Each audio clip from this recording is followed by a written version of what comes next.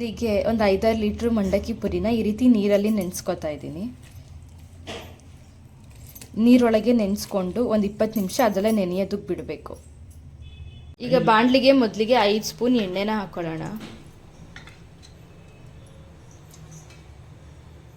ಸ್ವಲ್ಪ ಸಾಸಿವೆನ ಹಾಕೋತಾ ಇದ್ದೀನಿ. ಹಾಗೆ ಸ್ವಲ್ಪ ಜೀರಿಗೆ ಹಾಕೋತಾ ಇದ್ದೀನಿ.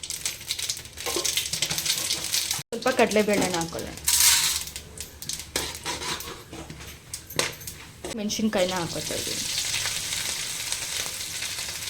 ಪುರಿನೆಲ್ಲ ಸ್ವಲ್ಪ ನೀರನ್ನೆಲ್ಲ ಹೋಗೋ ಹಾಗೆ ಇಂಟ್ಕೊಳ್ಳೋಣ. ಇಂಟ್ಕೊಂಡು ಬೇರೆ ಪಾತ್ರೆಗೆ ಹಾಕಿಟ್ಕೊಳ್ಳೋಣ. ಸ್ವಲ್ಪ ಈರುಳ್ಳಿನ ಹಾಕೋತಾ ಇದ್ದೀನಿ. ಹಾಕೋತಾ ಇದ್ದೀನಿ ಇವಾಗ.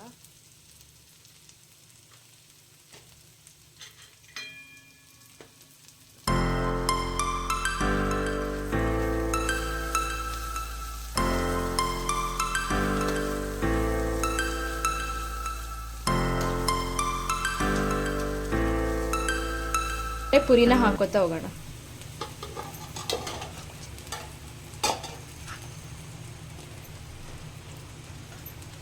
ರುಚಿಗೆ ತಕ್ಕಷ್ಟು ಸ್ವಲ್ಪ ಉಪ್ಪನ್ನು ಹಾಕೊಳ್ಳೋಣ.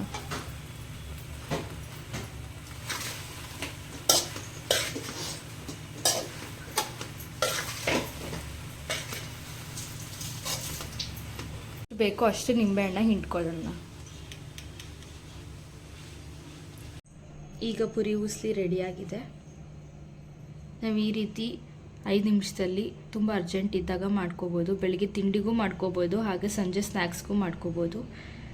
ಇದ್ರ ಜೊತೆಗೆ ಬೇಕಂದರೆ ಬೋಂಡ ಕೂಡ ಜೊತೆಗೆ ತಿಂದಾಗ ತುಂಬ ಚೆನ್ನಾಗಿರುತ್ತೆ. ರೆಸಿಪಿನ ಟ್ರೈ ಮಾಡಿ. ಇಷ್ಟ ಆದರೆ ಲೈಕ್ ಮಾಡಿ, ಶೇರ್ ಮಾಡಿ, ಹಾಗೆ ಸಬ್ಸ್ಕ್ರೈಬ್ ಮಾಡಿ.